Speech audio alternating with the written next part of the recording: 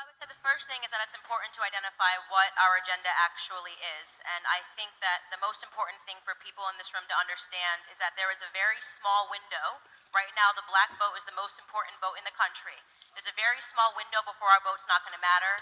These conferences won't matter, and us sitting here won't matter, because illegal immigration, if you're looking at the numbers, every new birth in this country, 60% of all new births are Hispanic Americans, and the Democrats are about, listen, you're saying, let me get to the point. I'm going to tell you what's wrong with it.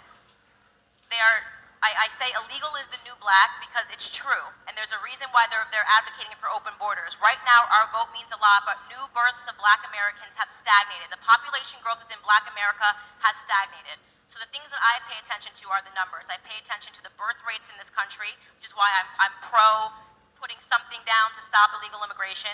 The second thing that I think is really important, and you may have heard me testify in front of Congress, is the illiteracy rates that are facing black America. 75% of black boys in California can't pass a reading exam. Across Baltimore, they looked at 5 schools. They couldn't find a single black boy that was a single black child that could pass a basic reading or a math exam. So I caught a lot of slack because I said this is the Democrat plantation, but I meant what I said. If you look historically at what the plantations were when we were slaves, there were 3 things that were necessary for them to run. The first was our ignorance. Black Americans were not allowed to learn how to read unless we would have our limbs chopped off. And that was because an educated mind cannot be enslaved. So the fact that that our schools are in this condition in the inner cities and all throughout America and not a single candidate is talking about it is problematic to me. I think that that's a huge negotiating tool for me. We need to be talking about the inner city schools. Another component, and this is the biggest issue that I think is facing black America today, which was important to maintaining the plantations, was the breakdown of family. The biggest issue facing black America is father absence. We have children that are growing up without their fathers in the home, and that is being incentivized by the government right now via the welfare system. When the government says we'll give you more money if you don't marry the father of your children, you are incentivizing bad behavior in our community. What happens when you remove a father from the home? This is why I do not mess with feminism at all. I'm not with it. This breakdown and mocking masculinity, making it seem like there's something wrong to be a man, all of this contributes to the breakdown of family. When you remove... Hey, hold on.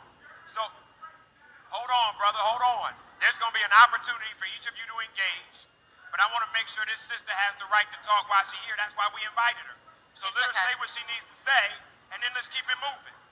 Come on, y'all. The single motherhood rate in the 1960s in black America, and they thought that... Now, hold on. I want to finish this. This is on your behalf. At a certain point, we can't be assholes. At a certain point, these are black men and women, and in particular, these are black women. On some real G shit. It doesn't matter how you feel about her personally.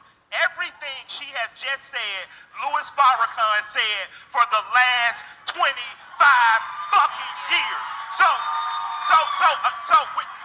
And I don't know if she's a fan of Farrakhan. I know me and Tamika are. Bam.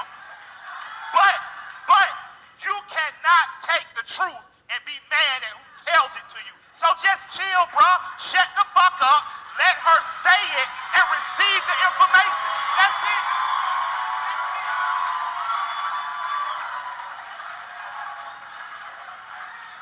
I apologize. I digress. Thank you. Mike, thank you so much for saying what I want you to continue because I was listening. Yeah.